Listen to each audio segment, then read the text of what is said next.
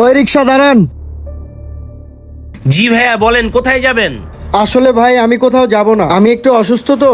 আপনি যদি কিছু মনে না করেন তাহলে আমার এই জিনিসপত্রগুলো আমার বাসা অবধি যদি একটু পৌঁছে দিতেন। না না, কোনো ভয় নেই, আপনি রিক্সাটা এখানেই রাখতে পারেন, আমার পরিচিত লোক তো, দেখে রাখবে।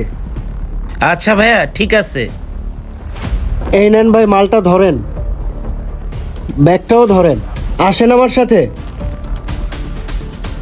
ভাই অনেক গরম পড়ছে, আপনি একটা মিনিট দাঁড়ান, আমি একটা পানির বোতল নিয়ে আসি। জি ভাইয়া, যান।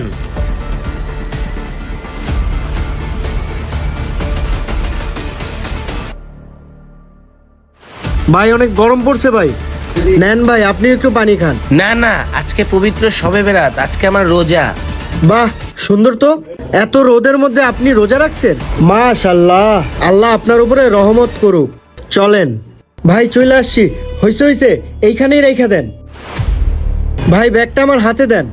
ভাইজান, আমার পরিশ্রমের টাকাটা। ভাই দিচ্ছি, এই নেন ভাই আপনার পরিশ্রমের টাকা, আর এই 1000 টাকা আমার পক্ষ থেকে আপনার জন্য উপহার। না স্যার, আমি এই 1000 টাকা আপনার থেকে নিতে পারবো না। কেন ভাই, কি হয়েছে, কেন নিতে পারবেন না? যখন আল্লাহ হাসরের ময়দানে আমাকে জিজ্ঞাসা করবে, রোজা যখন আমার জন্য রাখছো, তাহলে পুরস্কার তুমি আরেকজনের কাছ থেকে কেন নিছো, তখন আমি আমার আল্লাহকে কি জবাব দিব?